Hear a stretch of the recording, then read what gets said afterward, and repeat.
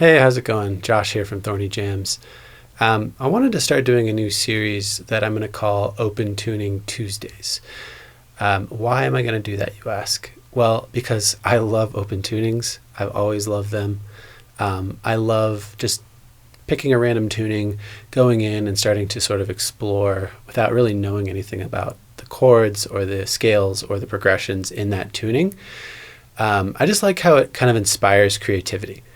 And inspires new ideas and kind of gets me out of my old literal patterns, because we all know the patterns that we learn as guitarists in standard tuning, and they tend to put us into ruts, and we kind of stay with the same progressions and scales and licks and things like that. So that's why I love open tunings. That's why I love new tunings.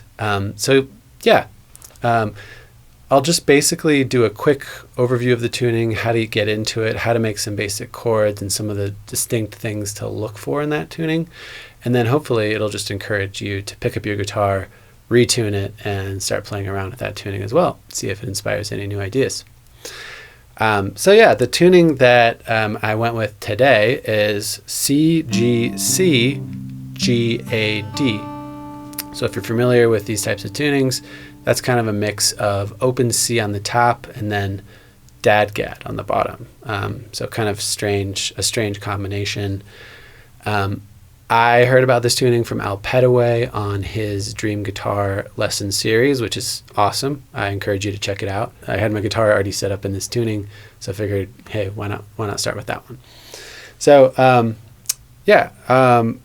again, to get into it, C, G, C, and then G-A-D. And I believe that chord is some kind of like a C2 or something like that. So kind of similar to standard tuning. It doesn't really make a specific open chord. It's just kind of an ambiguous chord.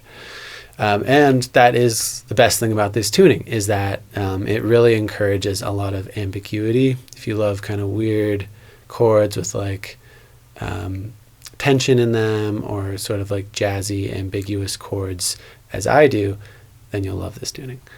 A couple things to note first off about this tuning is obviously with any open tuning you're going to have the C bass notes, which just allows you to sort of jump back to the tonic chord of C and just start messing around, which I love to do. That's why I love open tuning so much. So.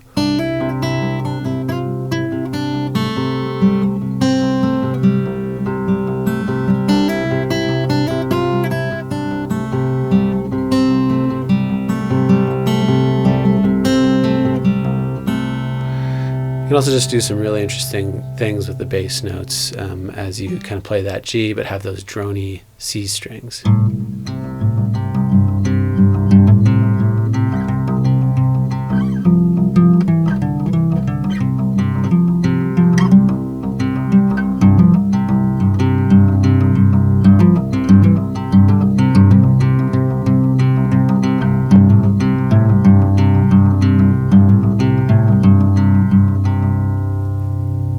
I love drony music, or anything that just essentially has those drony carry through notes and stays in one key. I love listening to that kind of music, so obviously I love making it. But there's a lot more things you can do with this tuning. One is if you're in the tonic key, which I recommend you mostly play in C or G, you'll have some really nice open chords at your disposal. So the basic C is just going to be here, with your pointer finger on the second fret of what was the E string, and your third finger on the third fret of what was the B string. It's going to make a C chord. Not a very interesting C chord, nothing really special about that, but just good to know sort of where those thirds are.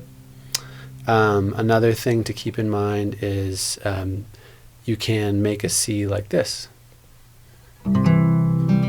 So basically kind of moving that C shape from where it was down on the second fret, or on the third fret up to the fifth fret. And then sounding the bass C string makes a really nice kind of open sounding C. And then all the other strings sound really good with anything in C or G, because that's just how the tuning is meant to be used. I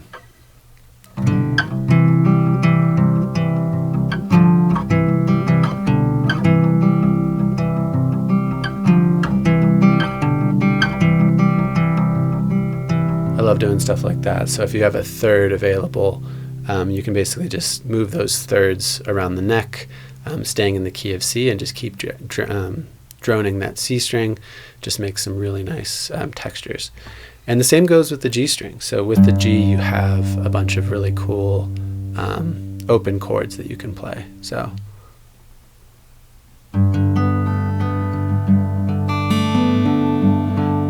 yeah, right away, just a beautiful G9 just by pressing down these two strings. So pointer finger on the second fret of what was the D string, and then fourth finger on what was the fourth fret of the G string. So, and then same thing there, you can just move those thirds around.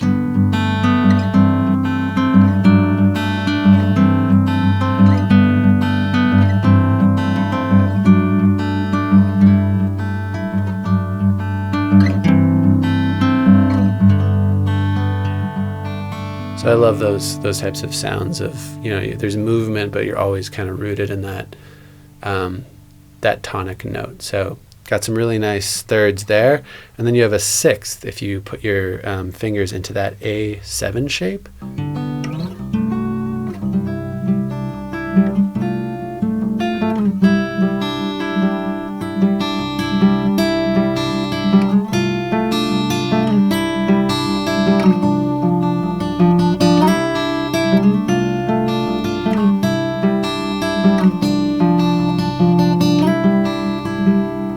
Really nice kind of open sixth there, and you can just move that around the neck in like a minor third or a major third to make some really interesting open chords.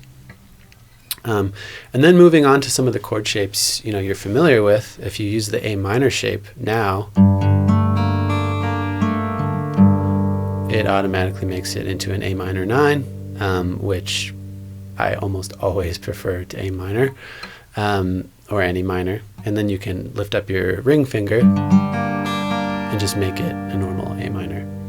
And then same goes for the major shape. So A major is now an A major 9, which again is my favorite interval. So if you're like me and find it irritating to set up an A major 9 or an A minor 9 in standard tuning, you'll like this because it just makes all those extensions so much easier.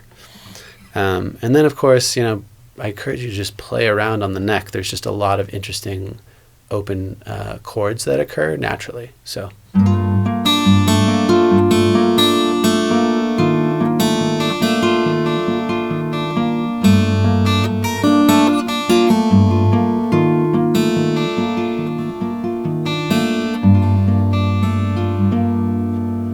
And then you can sort of naturally just start playing around in C and find out some basic progressions. So.